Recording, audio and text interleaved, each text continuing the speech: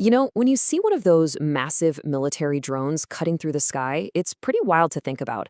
How does this huge aircraft fly, navigate, and pull off these super precise missions with literally no one inside? Well, that's exactly what we're going to break down in this explainer, the amazing tech that makes it all work. All right, let's get into it. Okay, so we're going to tackle this in 5 main chunks. First up, what even is a military drone? Then we'll get into the actual physics of how it stays in the air. After that, we'll dive into its digital brain, how it actually sees the world around it. And finally, we'll talk about that invisible connection that ties everything together. All right, first things first. What exactly is a military drone? Because let me tell you, it's a whole lot more complicated than your average remote-controlled plane. So here, you're looking at the MQ-9 Reaper. You've probably heard of this one. It's one of the most famous military drones out there. And it's just a perfect example of what we're talking about, a super sophisticated aircraft built to fly with no crew on board. It can handle these incredibly long surveillance missions and combat operations. The official term you'll hear is Unmanned Aerial Vehicle, or UAV for short. But really, what does that mean? It's simple. It's an aircraft that's either flown by a pilot on the ground, or it can fly itself completely autonomously, just following a pre-programmed plan. So yeah, you can kind of think of it as the ultimate remote-controlled plane, but one that has a brain of its own. So why even build these things? Well, the whole idea started with missions that were just too dull, dirty, or dangerous for a human pilot to fly. We're talking about stuff like 24-hour surveillance flights. I mean, who wants to do that? Or flying into really high-risk situations. And that brings us right to the big question, right? If there's no pilot in the cockpit, how in the world do these things actually fly? Let's break it all down. Okay, so it all comes back to the basic physics of flight, but with a serious high-tech twist. Let's dig into how a drone actually gets lift and then controls itself once it's up in the air. So you've got two main ways to fly these things. There's manual mode, where a pilot on the ground has a joystick and is flying it directly. Yeah, pretty much like a giant, very expensive video game. But then you have automatic mode. That's where the drone's own computer takes over, flying a whole mission route completely on its own. And to do that, it uses the same tools any plane would. You've got ailerons on the wings for roll, elevators on the tail for pitching up and down, and a rudder for side-to-side movement. And of course, the throttle for power. The key thing to get here is that the physics, the mechanics, they're all the same as a regular airplane. The big revolution is what's moving those controls. Is it a person or is it a computer? All right, now let's get into the really cool part, the drone's digital brain. It's called the Guidance, Navigation, and Control System, or GNC. And trust me, this is where the magic happens. Yeah, I know this diagram looks a little complicated, but think of it like the drone's nervous system. It takes a really simple command, like fly over there, and in the blink of an eye, it translates that into thousands of tiny, precise actions for the drone to take. It's constantly making these little micro adjustments to make sure it stays perfectly on track. And here's how that all plays out like in a split second.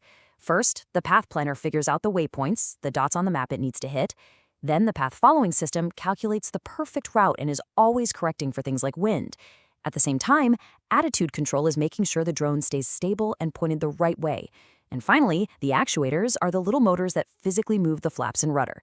It's this beautiful, seamless flow from a big idea down to a tiny physical movement. And what's so brilliant about this is how the drone basically splits the job in two to manage all that movement. You have the lateral control loop, which is all about turning and rolling, and then you have the longitudinal control loop, which handles altitude by controlling the pitch. These two loops are constantly talking to each other, working in perfect harmony to make the flight incredibly smooth and precise. But for any of this to work, the drone's brain needs senses, right? It needs to know what's going on. So it uses satellite systems like GPS to know exactly where it is.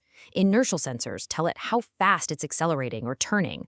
A little thing called a pitot-static tube measures its airspeed, and an altimeter tells it how high it is.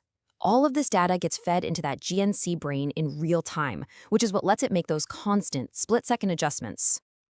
Okay, so the drone can fly itself. That's awesome. But how does it actually see? Well, that's where its digital eyes come into play. Typically, these drones rely on two main kinds of sensors. You've got electro-optical, or EO, which is basically a ridiculously powerful digital camera. It sees light just like our eyes do. And then you've got infrared, or IR. This one sees heat. It picks up thermal signatures, creating a heat map of everything below. It's honestly like giving the drone superhuman vision. And when you combine those two, what do you get? You get 24/7 capability. It can use the EO camera during the day and then switch to IR at night. This means it can see just about anything, anytime, anywhere. Day or night, it doesn't matter. And this tech is so versatile. I mean, it's used for military surveillance, obviously, but also for search and rescue missions, for monitoring wildfires, even for inspecting bridges and power lines. It's a fantastic example of how military technology often ends up having a huge impact in the civilian world, too. So we've got a drone that can fly itself and see the world, but there's a missing piece, right? How does it talk back to the operators on the ground? Well, that's where the unseen connection comes in, the data link. Think about it. Without a solid data link, a drone is basically just a very expensive glider. This connection is its lifeline. It's how commands get to the drone and how all that vital data and video gets back. It's simple. No signal, no mission. And not all links are the same. Different missions need different kinds. For line-of-sight stuff, you can use powerful radio links. But for those really long-range missions, beyond the horizon, that's when you need SATCOM, satellite communications, for global coverage. And of course, for smaller drones flying shorter distances, they'll often just use regular Wi-Fi. But for military data links, security is everything. They have to be insanely secure.